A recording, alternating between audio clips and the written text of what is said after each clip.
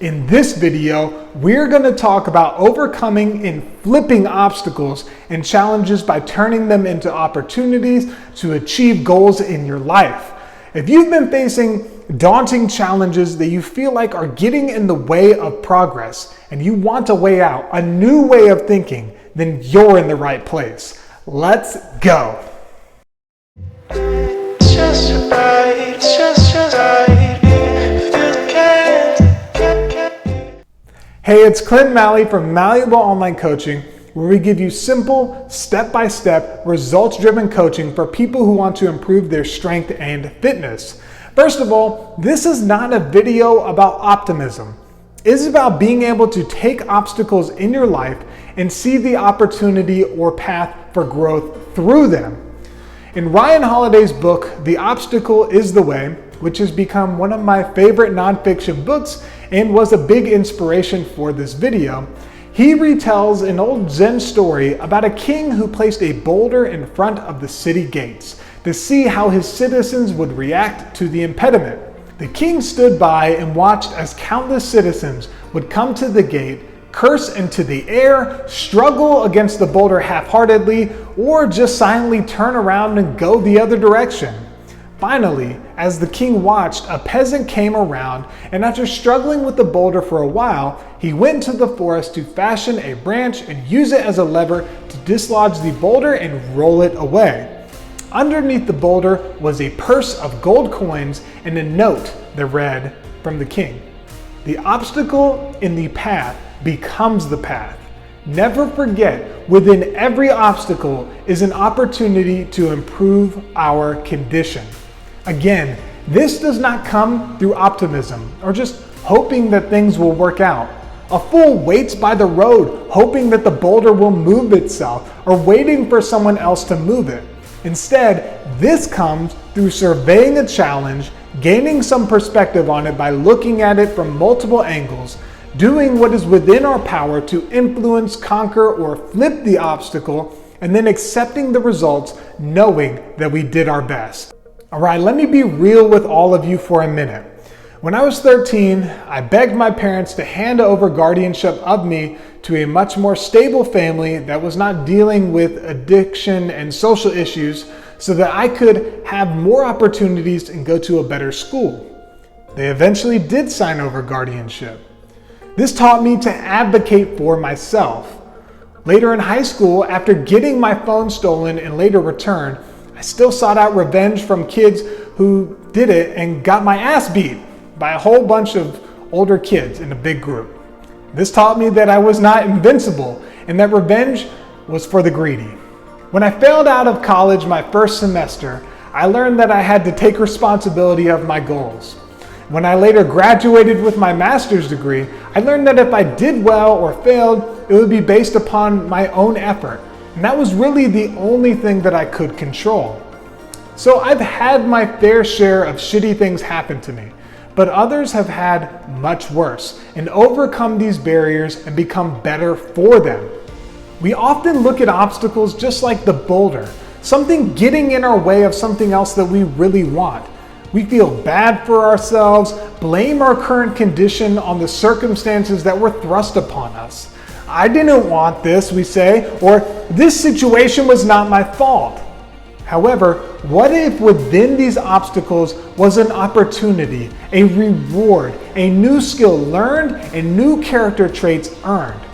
What if the very thing within this obstacle was a chance to make us stronger and better and more durable and tougher? What if the obstacle was the teacher that could mold and craft us into our better self to help us change and adapt and evolve? Just like barbell training, we cannot grow unless the weight on the bar or the volume that we do our reps at is enough to disrupt homeostasis. We can only grow when we are challenged enough. With the barbell, we seek out voluntary hardship in order to get gains in strength and muscle development. Oftentimes in life though, hardship is just thrust upon us whether we want it to or not. I challenge you to do these 3 things when looking at any obstacle to turn them into an opportunity. Step number 1, Gain some perspective. Tell yourself you're probably not going to die from this. Review the worst case scenarios. Think about how bad this really could get. Sometimes you'll learn that the worst is still really not that bad, and other times you will prepare yourself for the honest and hard road ahead. Either way, at least you now have a full grasp of the situation and you're not deluded into a false sense of hope. Now that you're looking at it honestly, the way you would objectively look at your friends' problems and review them without emotion or bias, you're going to be able to see things clearer. That's why when you're helping your friends out with their problems, the answers seem so clear, because you're not directly connected to it emotionally, physically, or socially. Say you lost your job. Let's review. I have lost my job. I have about enough money for 1 month before I run out. I have student loan debt that needs to be paid in a week, and rent and utilities that will be paid at the end of the month. Now, if I don't get enough money by the end of the month, then I'm going to have to pay penalties and I'll get my water shut off. And if I still can't pay, I'm going to have to move back in with my parents. And if my parents get tired of me, then I'm going to have to move out and crash on someone else's couch. And if I can't crash on anyone's couch, then I'm going to be homeless with nowhere to put my stuff. All right, now that we know how bad things can really get, we are seeing things or the obstacle for what it really is. We have addressed the reality of the situation. Now we need to make a plan. Step number 2, make a plan and figure out what is within your control about the problem and what is outside of your control. Oftentimes we spend time worrying about things that we cannot change and that we do not control. So you lost your job. You cannot control when the market will recover, or if you will ultimately get hired by an employer, or if you'll get a call for an interview.